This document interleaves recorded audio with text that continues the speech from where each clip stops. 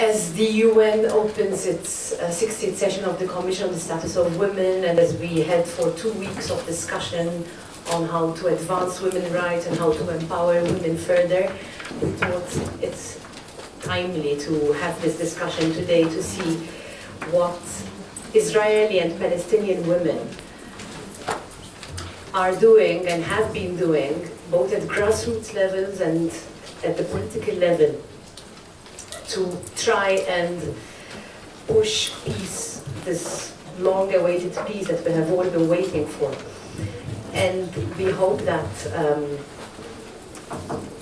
you will continue supporting these women. I mean, we will see what they have to tell us, and after this discussion, and one of the objectives of this event is also to create, hopefully, more networks and more support, because they need a lot of support on the ground.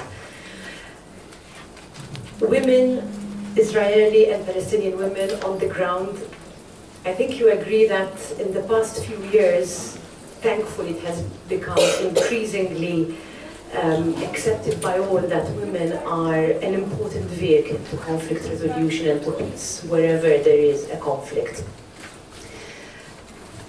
UN Security Council Resolution 1325, and I know that you will be hearing quite a bit about it today, has been a catalyst for this. The review that took place in October was very encouraging in calling for a full and equal participation of women in conflict prevention and mediation. It's heartening to listen to Security Council discussions where PRs call for more women participation, but we all agree it's not enough. So, before I move to introduce this very distinguished panel of experts, I would like to just make a little bracket and explain what the working group is doing here, because I realize that many people do not know what the working group of the Committee on Palestinian Rights is doing here at the UN. The working group has been existing for quite some time. Its activity slowed down for a couple of years, and in 2013 we have revived it. Its main objective is to provide civil society with a platform to interact with member states here at the UN, but also for civil society organizations to interact between themselves, and to support Palestinian rights for self-determination, statehood, and the two-state solution. We have a network of around 800 civil society organizations that are accredited to the working group, and if you happen to be an organization which is not yet accredited and you wish to have more information, there are flyers at the back of the room. There are colleagues on my right, on my left, that are willing to provide you with that information, and we invite you to come forward if you are interested. The working group publishes a newsletter about NGO activities on the question of Palestine, which is sent weekly to all NGOs accredited.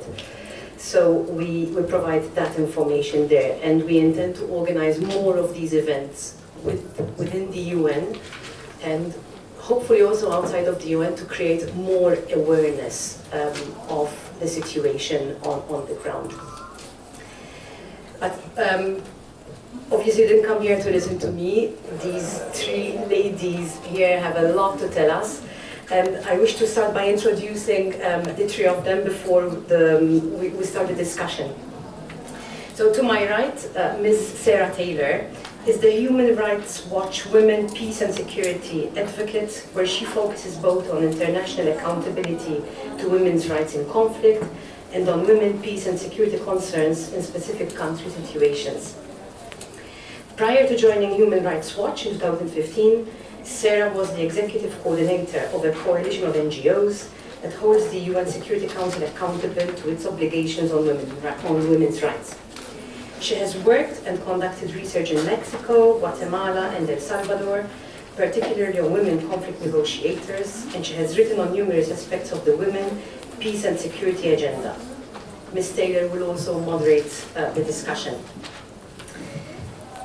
To her right, Ms.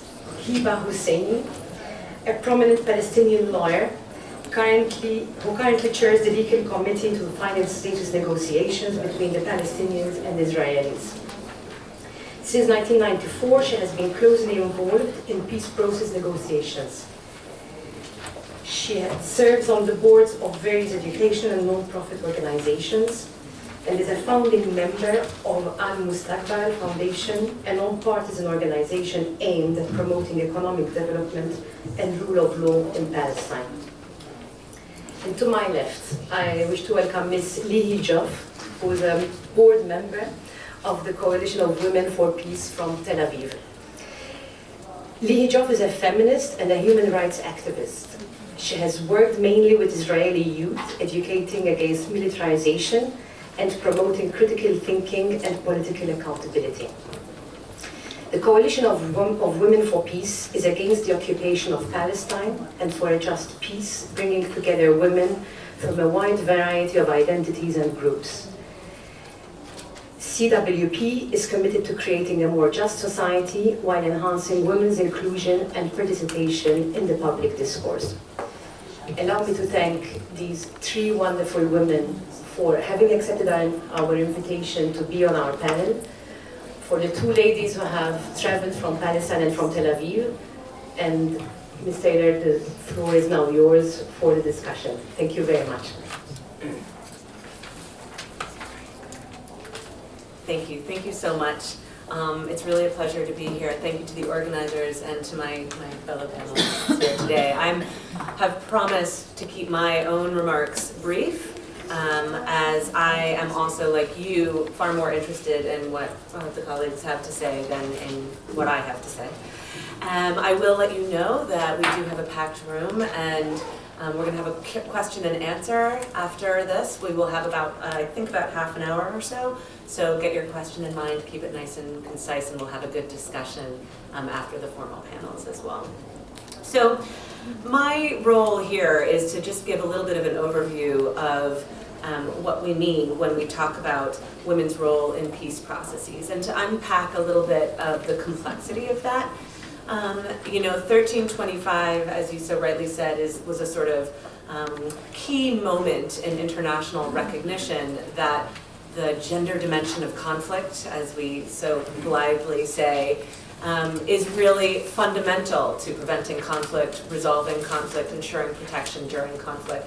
And that women's participation is really at the core of this. Now, this is all aspects of decision making. And that's not just the sort of very formal, what are called track one peace negotiations, but rather it's all elements of decision making. It's everything from in displacement camp designs, ensuring that women have, that their voices are heard about their own safety, security, and protection. So what we've seen is increasing development in the last 15 years of the sort of international recognition of women in peace talks. There are now 8 resolutions on women, peace, and security. Even I actually have difficulty keeping track of all of them. And there are 2 in particular that focus to a large degree on the importance of women's participation in all levels of decision-making regarding conflict. There's just no easy way to say that. I apologize. So we have these normative frameworks, we have these policy developments, we have an increasing sophistication of the understanding of what it means for women to participate. Do we mean women civil society actors? Do we mean women peace activists? Do we mean women who are involved in the fighting forces themselves? We often see women comprising up to 30, even 40% of the actual armed groups. Are we talking about women as mediators? Are we talking about women as technical experts? Are we talking about the intersectionality of multiple forms of identity, so that we're talking about a woman who's also indigenous, an indigenous woman who is bringing multiple aspects of her own identity, her own experience, and her own expertise to the table. Now, I'm wondering if anybody here is noting the real assumption that I'm making here. And this is an assumption that we struggle with all the time when we're talking about women in peace processes. The assumption that women are only at the table to talk about women's rights from some perspective. Women are not only at the table to talk about women's rights. Sometimes they are, sometimes they're not. Sometimes they're embedding their own perspective in conversations about resource sharing, about political participation, about demobilization, reintegration programs, about security sector reform. It's not solely up to women to bring women's rights to the table. It's up to everyone to bring women's rights to the table. It's actually, I would say, an international obligation. So we have these sort of assumptions that when we talk about women's participation, it's not just as one woman negotiator sitting at a table holding the responsibility of the 50% or more of her population, of the community where she comes from, to represent those rights. It's far more complex. It's far more difficult, quite frankly, to make sure that these rights are respected and that women really do have a full and equal role in these negotiations and discussions at all levels. And we've seen in some of the international peace process